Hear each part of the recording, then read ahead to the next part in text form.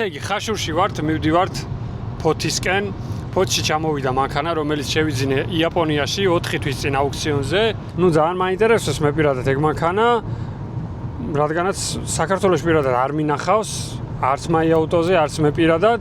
და არადა მგონია რომ ძალიან კარგი მანქანაა. სურათიდან მიხვდებოდით ეხლა რა მანქანაც არის დაახლოებით, მაგრამ დარწმუნებული ვარ 95 ან 19% ზუსტად მაინც ვერ მიხვდებით, რადგან ძალიან იშვიათია ეგ კონკრეტული მანქანა ჩვენთან.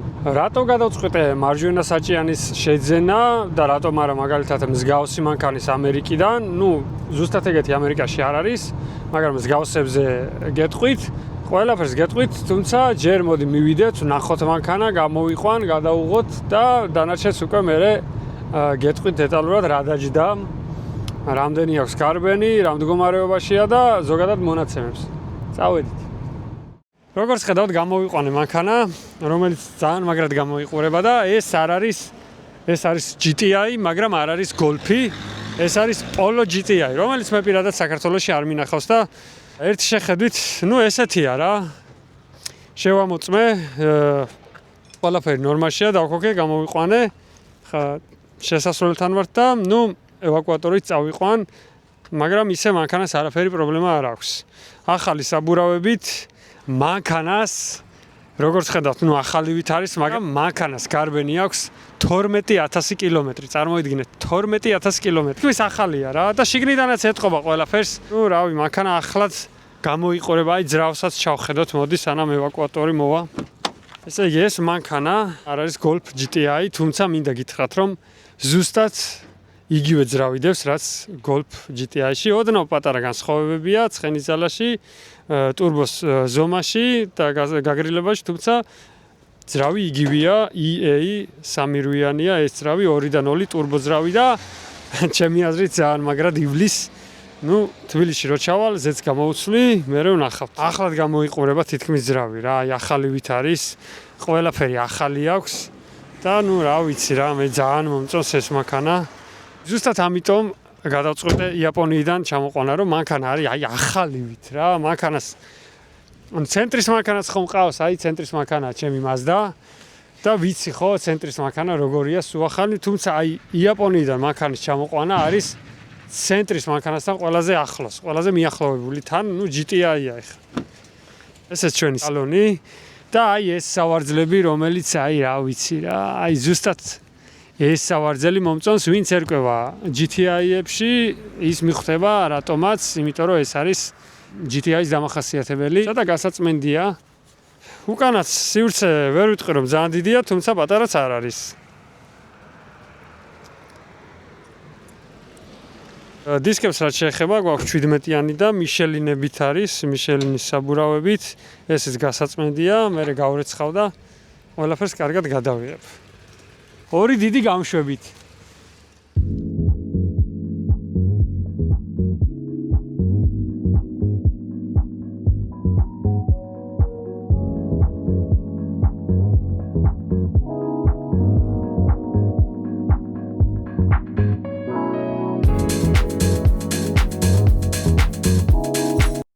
მოგლეთ ჩამოვიდა Polo თბილისში და დაგათვალიერებინებთ, მეც ნახავ თქვენთან ერთად. იაპონიიდან იმიტომ რომ პირველ რიგში არის ახალივით იაპონური მანქანები, ვისაც ჩამოგიყვანიათ, გეცოდინებათ, აქვს დაბალი გარბენი, არის დაუზიანებელი და მეორე ის რომ ამერიკაში Polo არ არის. არის მხოლოდ ევროპაში და იაპონიაში. სიმართლე გითხრათ, Polo ზოგადად თავიდან პატარა იყო, მაგრამ ისევე როგორც სხვა მანქანები, ესეც გაიზარდა ზომაში და ეს კონკრეტული თაობა Polo GTI არის Golf 4-ის ზომა. წარმოიდგინეთ, არის 2018 წლიანი და აქვს 12000 კილომეტრი გარბენი. ზოგადად hot hatch-ები, ანუ ცხელი hatchback-ები რაც არის, ძალიან მომწონს მე პირადად, განსაკუთრებით თბილისისთვის, ქალაქისთვის, მე მგონი საუკეთესო ვარიანტია, თუმცა ჩვენთან დიდად არ უყვართ. მე პირადად ვყავდა, ოჯახში ვყავდა 2003 წლიანი Audi A3 იაპონური 1.8 ტურბო ძრავით, რომელიც იყო ძალიან სასიამოვნო სამართავი და ის რო გავყიდეთ, მის მერე სულ რაღაც მსგავსი მანქანა მინდოდა. რაც შეეხება ცხელ ჰეჩბეკებს, როგორც ვიცით, გოლფია ფუძემდებელი ერთ-ერთი, მე პირადად ყოველთვის მომწონდა და ის Audi A3-იც რაც ვყავდა, ტექნიკურად ერთ-ერთი ზუსტად იგივე იყო, რაც იმ დროის Golf 4 GTI. პოლო ამერიკაში არ იყიდება, არის მხოლოდ ევროპაში და იაპონიაში. ევროპაში კი მისი ფასი, რა ვიცი, ძალიან დიდია, დაახლოებით 15-20 евро ღირს ასეთი პოლო ასეთ მდგომარეობაში. ამ მანქანას აქვს 3 და 5 შეფასება, ზოგადად ამწლოვანების ასეთ მდგომარეობაში და ამ გარბენით იაპონურ მანქანებს შეფასება აქვს 4.5, 5, თუმცა პატარა ხარვეზები აქვს ვიზუალურად და ამიტომ აქვს გაჩვენებთ. მაგალითად ეს კიდევ აქეთ ხარეს, ეს და აქეთ აქვს პატარა მცირე შეღუნულობა, რომელიც თითქმის არც ჩანს. ხო, აქ აქვს ოდნავ შეღუნული, თუმცა დიდად არც ჩანს. გარედან რო შევხედავთ, არაფერი ისეთი არ ეტყობა და ამიტომ აქვს 3.5 შეფასება, თუმცა გავსი ხარვეზები მე დიდად არ მაღელვებს. თავარია მანქანა იყოს ტექნიკურად კარგ მდგომარეობაში და იაპონური მანქანები ყოლია სხვებიც, დაბალი გარბენით და ყველა ძალიან კარგი გამოდგა, ამიტომ გადავწყვიტე რომ ეს შემეძინა. რა თქმა უნდა, მინუსი არის მარჯვენა საჭე, თუმცა დამტრეულს დაზიანებულს მაღალგარბენიან ამერიკულ მანქანას მე პირადად მირჩევნია, მარჯვენა საჭე იყოს და კარგ მდგომარეობაში. ნახოთ შიგნიდანაც.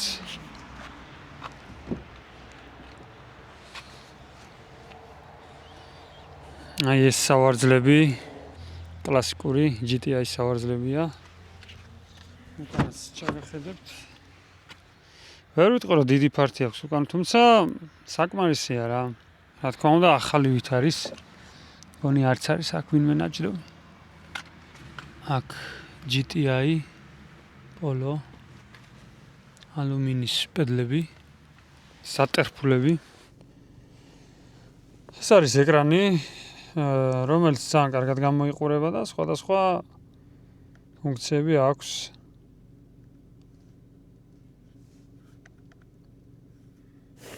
ყავის საჭე, რომელიც ხელში ძალიან კარგია.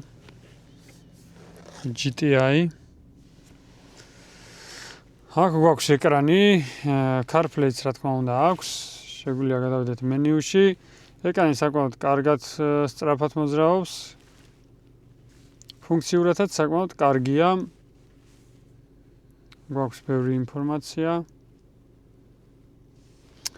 აქვე შეგვიძლია გამოვიტანოთ ეკრანზე ბარი, ჯიმეტრი, კილოვატი, ანუ ცხენი ზალები აქ არ არის. ჩვენი სრულის მიხედვით დავაყენოთ. მაგალითად, ზეთის ტემპერატურა, შემდეგ წყლის ტემპერატურა. გვაქვს ასევე რეჟიმები. დავაწვევით. გვაქვს ნორმალი, გვაქვს ეკო, გვაქვს სპორტი და გვაქვს ასევე custom mode, ანუ ჩვენი სრულის მიხედვით შეგვიძლია რაღაცები შევცვალოთ. მაგალითად, საჭე შეგვიძლია დავაყენოთ ნორმალი, სპორტი და აქვე არის დაკიდება, რომელიც არის რეგულირებადი და ჩვენ შეგვიძლია სპორტზე დავაყენოთ, შეგვიძლია ნორმალზე, მაგრამ მოდი იყოს ნორმალზე. საკმაოდ კარგი ფუნქციები აქვს მანქანას. მანქანა გამოიყურება ახალი ვით შიგნიდან. თითქოს არც არის ნახმარი. სავარძლებიც ძალიან კარგად გამოიყურება. და ეს არის პლუსი, რის გამოც მე პირადად მარჯვენა საჭე და ეს გარბენი და ეს მდგომარეობა მირჩევნია საკეთებელ მანქანას რა. ქალაქისთვის არის ძალიან მაგარი. თუმცა მთავარი ამ მანქანაში არ არის ინტერიერი, მანქანაში არის ის თუ როგორ დადის და მინდა გითხრათ რომ დადის სასწაულად. სწორზე ხა BMW-ც ხომ ყავს და ის ძალიან მაგრად დადის. ამაზე უფრო სწრაფია რა თქმა უნდა, თუმცა ეს ბევრად უფრო სასიამოვნო სამართავია ქალაქის პირობებში. კარგი მანევრი აქვს, უფრო ცოცხალია მანქანა და რაღაცნაირად კარგად იმართება. სისწრაფეც საკმაოდ კარგი აქვს, 200 ცხენის ზალა და 320 ნიუტონმეტრი აქვს და დაახლოებით 1300 კილოა. Golf-ს აქვს იგივე ძრავი 2-დან 2 ტურბო, თუმცა ოდნავ მეტი ცხენის ზალა აქვს, მაგრამ ასევე მეტი წონაც, დაახლოებით 150 კილოა სხვაობა Golf-თან შედარებით. არ ვიცი, ქალაქისთვის საუკეთესო მანქანა, მარტო ეს არა, ზოგადად მსგავსი ტიპის ცხელი ჰეჯბეკი, რასაც ქვია ქართულად ესეა, ჩემი აზრით მსგავსი მანქანა ქალაქისთვის ბევრად უფრო სასიამოვნოა, ვიდრე უფრო სწრაფი, მაგალითად, რაიმე სედანი. ან კუპე თუნდაც. პატარა ჯიბის რაკეტა რო იტყვიან, აი ეგეთი მანქანაა. თან ძალიან კომფორტულია რა. და ასევე დიდი პლუსი ბევრსაც არ წავს.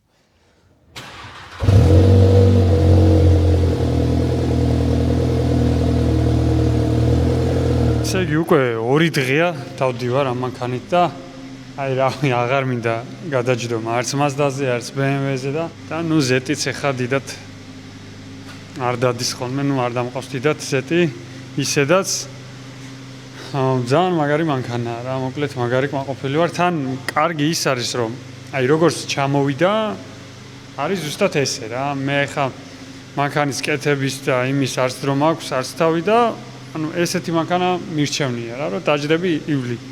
ერთადერთი ნუ ზეთი გამოუცვალე, ძრავი ზეთი და აერის ფილტრი. მეტი არაფერი, ეგ იყო და ეგ როცა ახალი მანქანა ჩამოყავს, ეგ ისედაც ყველა სჭირდება.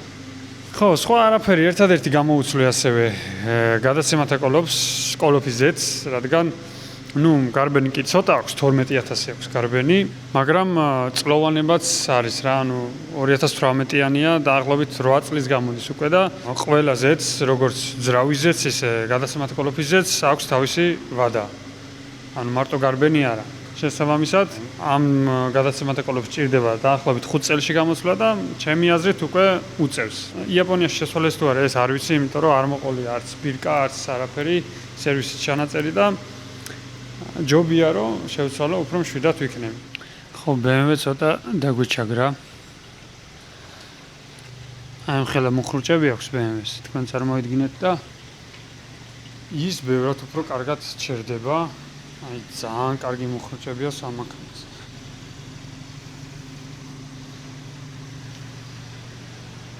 მოკლედ ნახოთ ახლა რამდენში აჩქარდება. გარემო პირობები არ არის ხელსაყრელი, არის 4 გრადუსი, არის ზაფხულის საბურავები, ცივა, მაგრამ ნუ მაინც ვცადოთ რა. ყოველს აქვს ლანჩ კონტროლი და არის ძალიან მარტივი. ვაჩერებთ უკან არავინ მოდის, ლანჩ კონტროლი ჩართულია, წავედით.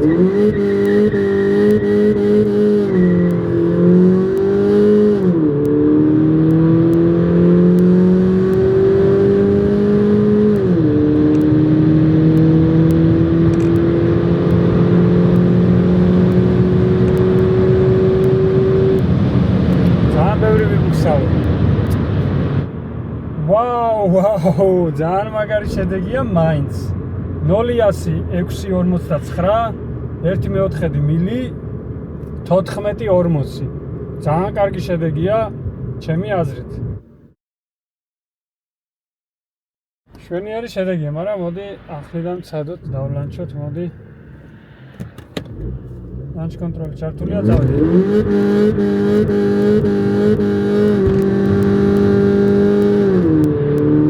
მეორეშიც იბუქსავა.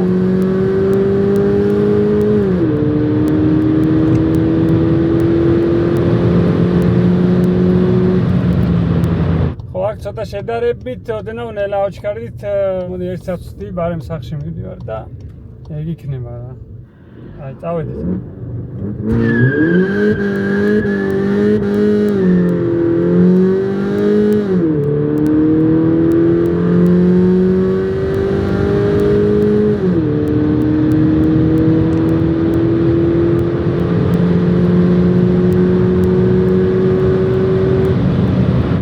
ეს კი ძალიან მაგარი დრო, საუკეთესო, 3-დან ეს საუკეთესოა. 6 და 37, 0-100, 14, 30, 1/4 მილი.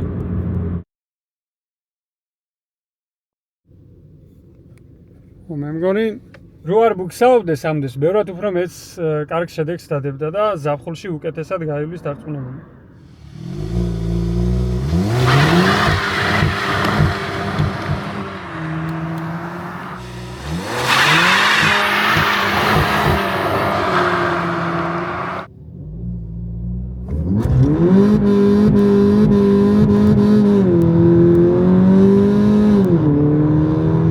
მოვედი 2M Cars-ში, მე და გენო ვართ. გენომ ჩამოიყვანა ეს მანქანა, გენომ შეარჩია და რავი, ძალიან კმაყოფილი ვარ, მოკლედ. ისეთი კი არა, იმაზე კარგი ჩამოვიდა, ვიდრე მე წარმომედგინა და იმაზე მაგარი აღმოჩნდა, ვიდრე მე წარმომედგინა. აგერ გავიარეთ მე და გენომ და რავი, გენოსაც, გენო, რა სიტყვი? ძალიან მაგრად დადის, წლოვანებასთან შეფარდებით აქვს ძალიან დაბალი გარბენი, 12000 კილომეტრი გარბენი არის კი. რა ვიცი, ეს მანქანა ჩათვალეთ, რომ ცენტრის არის და იდეალურ მდგომარეობაშია ჩამოსული. ფერიც ძალიან ლამაზი აქვს. რა ვიცი, სხვა რა შემიძლია თქვა იდეალურ მდგომარეობაში. უნდა მოთხოვ მანქანას რა. დაზიანება არ აქვს არაფერი. დაზიანება არ არის, კი, დაუზიანებელია ჩამოსული იაპონიიდან. დავჯექი დავდივარ, სიოგარი. ძალიან მაგარი. რომ მეგობრებო, თქვენს თუ დაგჭირდებათ მანქანა იაპონიიდან, ნუ ამერიკიდანაც რა თქმა უნდა. აქ არის გენო, აქ არის თუ M-Cars. ეგაა და ეგ. ხო, მოკლედ ეს ვიდეო აქ მორჩება და რაც თავარია ფასი არ მithქვამს. ესე იგი 8800 დოლარი დაждდა ფოთამდე ეს მანქანა ესე მდგომარეობაში. ჩემი აზრით კარგი ფასია, ჩემი აზრით არა, ისედაც კარგი ფასია, იმიტომ რომ ამ გარბენით 12000 კილომეტრით გაცილებით მეტი ჯრება ეს მანქანა. ერთი შეხედვით უცხო თვალისთვის, ნუ დიდი არაფერი, პატარა მანქანა, იდგენ რაღაცა ესეთია, მაგრამ აი რო დაждები, გაატარებ და მიხვდები, როგორი ცოცხალია, როგორი სწრაფია, როგორი მანევრირებადია და როგორი სასიამოვნო სამართავია, მიხვდები, რომ მაგარი მანქანაა და ღირს ამ ფასად. წვითაც რა თქმა უნდა 7 ლიტრი არაფერი არ არის. მოკლედ ეგაა და ეგ. ამადროები.